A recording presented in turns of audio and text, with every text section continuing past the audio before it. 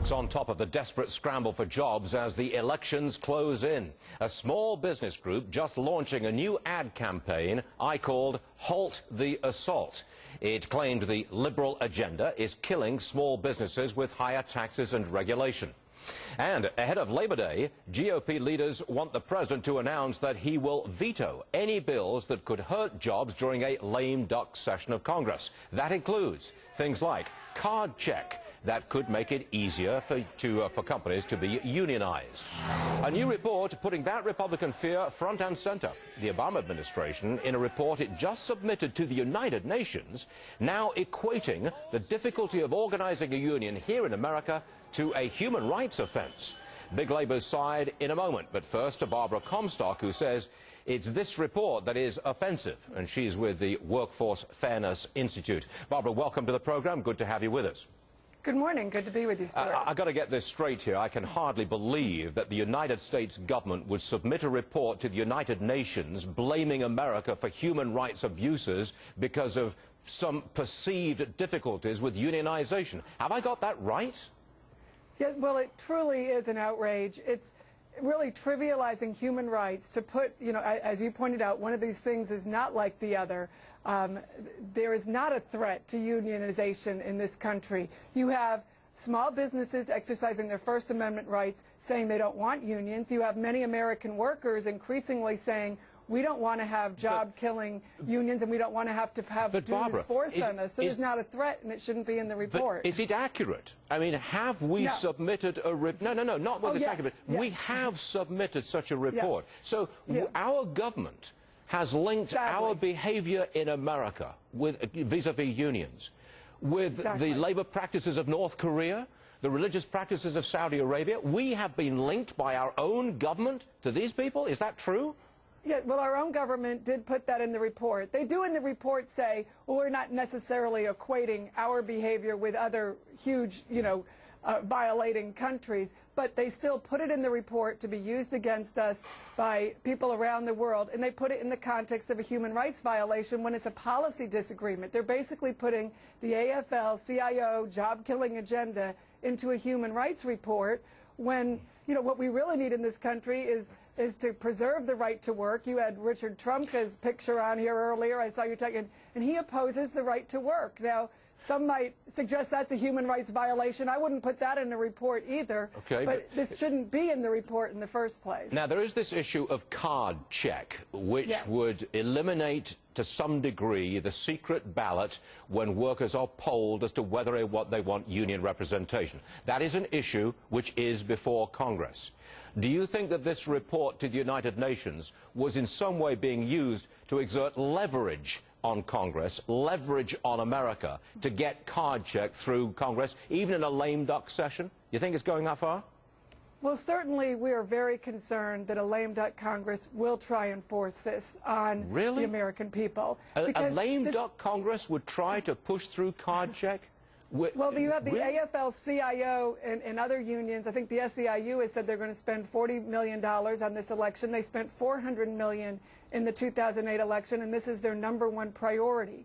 So in every place that they can, they are trying to push this agenda, which forces unions on the American workers. Okay. When workers already have rights in this country, we don't need to be paying dues to a union to give us rights that we already have, and that's why many people are rejecting them. Okay. But the Democrats get their political power and money from the unions. So yet that is why, even if they lose big in November, they may come back and try and force that through with the understanding that they wouldn't be able to veto it. Barbara Comstock, thank you very much. I've got to be fair and balanced, and I will be. Let's move on to Bruce Rayner of Workers United, representing the union side of things. Bruce, good to have you with us. Nice to be here, Stuart. I got to say, sir, I was shocked and angered by the idea that my government in America would link our behavior in America vis-a-vis unions and link it to some kind of human rights abuse. Say it ain't so, Bruce. You can't be serious. It's true. It's true that that's the position in the report to the United Nations. It's also true, in fact. Millions of American workers, Stuart, today have no right to organize a union. Public employees... Wait. They have every right to organize. Public employees in the state of North Carolina, for instance, have no right to organize unions. And South Carolina, Georgia, all so that's a the human... South. Wait. That is a human rights abuse. Let's suppose you're right. Yes, it is. Okay. You're calling that a human rights abuse, you do which not you have will the take right... to... Wait a minute. You will take to the United Nations and embarrass this great country and put us in the same league as North Korea? No. Not putting us in the same league as North Korea. You are. But when the United States, the greatest democracy in the history of the world, we must defend our democratic principles. The right to free association for public employees in North Carolina doesn't exist. That's it? That's all you've got? You say that it's restricted in North Carolina, so we're human rights abusers? There are over 20 states where public employees have no right to free association.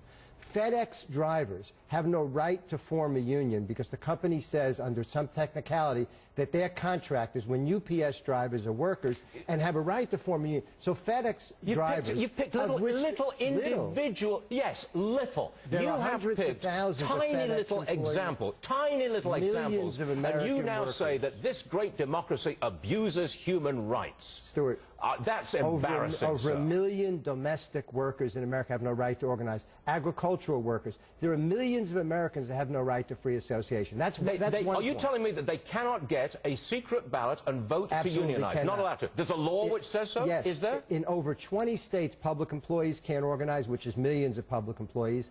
There are millions of American workers... And there is no right by the authorities on any occasion, ever... Wait a minute. There is no right by any authority on any occasion to limit unionization in any industries. Oh, no, there's You're a right saying that there should be...